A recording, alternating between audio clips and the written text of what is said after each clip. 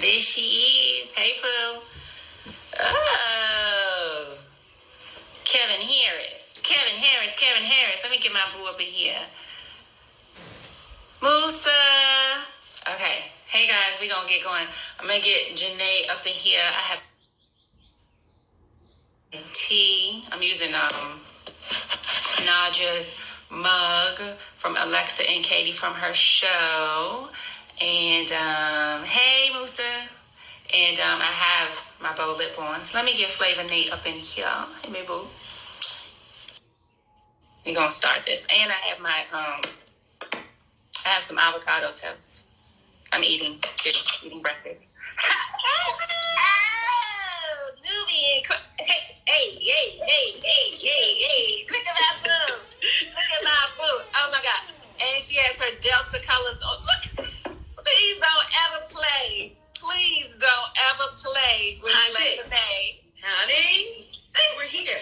Come on, put us into the red and black, since they don't know, and for those that don't know. For those who don't know, I am a distinguished lady of Delta Sigma Theta Incorporated. Spring 02, Alpha Eta, Virginia State University. But actually, I wore red to accent my glasses and my good lip, because you asked me to do a good lip. So I did my favorite lip, which is NARS Dragon Girl. It is a very bright red.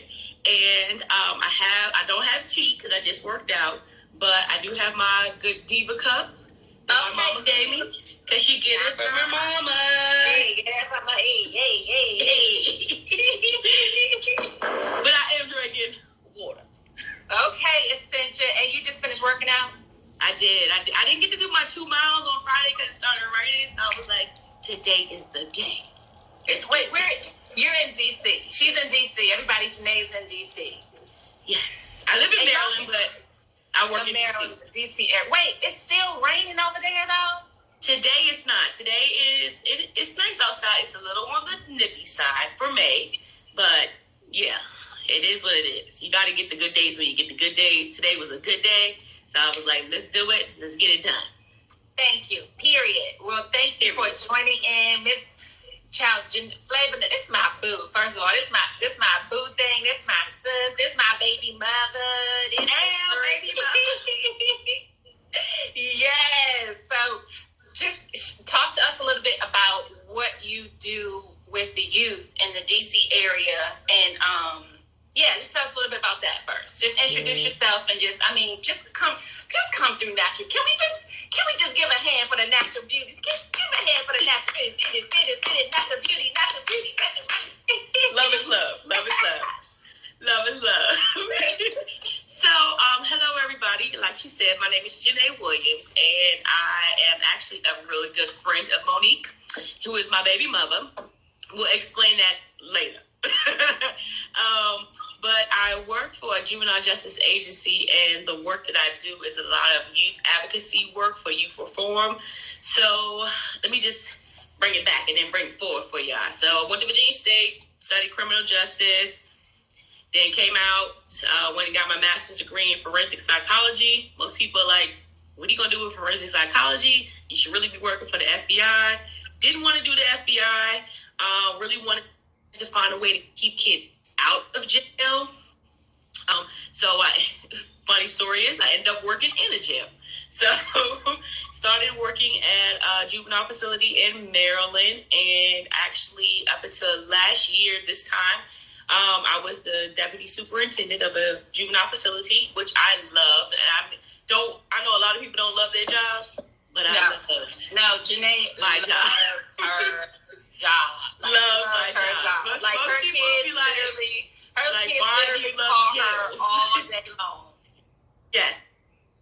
I loved working in jail. I mean, every time you would catch me in a different state, they'd be like, what are you doing? Oh, I'm just going to see a different jail. It was just my thing. I just wanted to find a way. My mission was just to find a way to make the place that I worked in the best place for youth to come, so that they could just press the reset button. I didn't care how you got there, but I only cared about when it was time for you to go back out, you were to be a better person than when you came to me.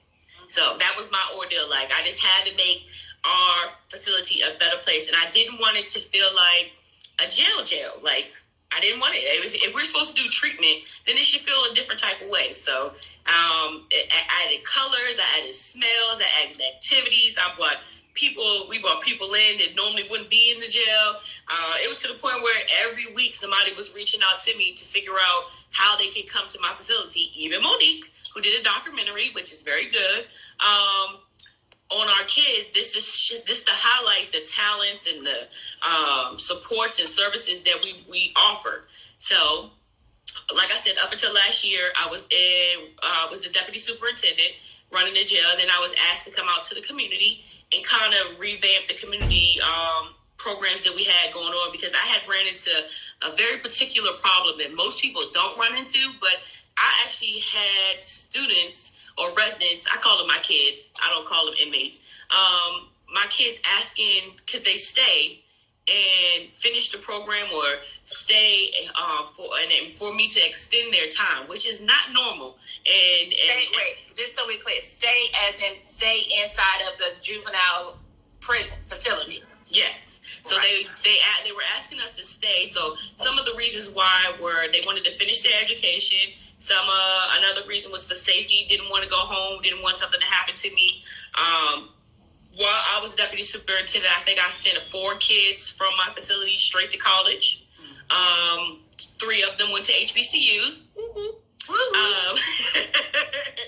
of them went to HBCUs, and a lot of them actually graduated on time. So it was a lot of different factors that came into play, but they were all positive. So it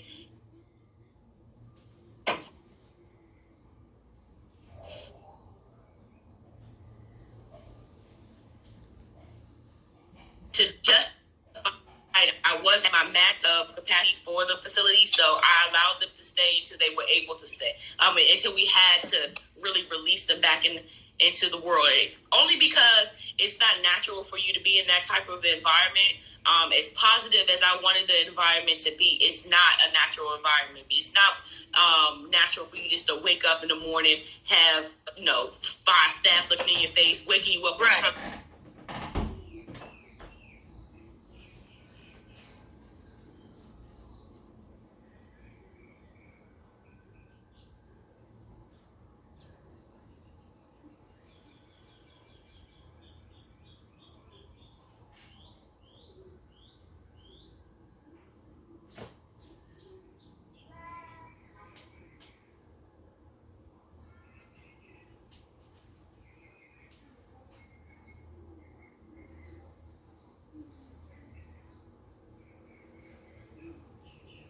Mental health month. So, okay.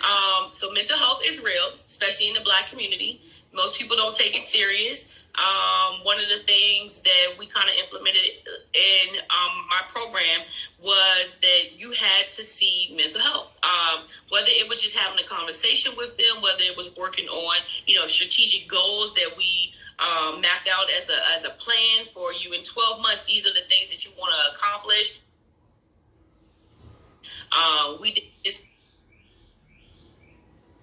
so much as family reintegration. So if you came in not talking to your mom, our goal was to get you to at least call your mom once a week. Or, when we have activities to include your family or want to include your family so they can see your progression and your growth while you're here. So a lot of the kids we do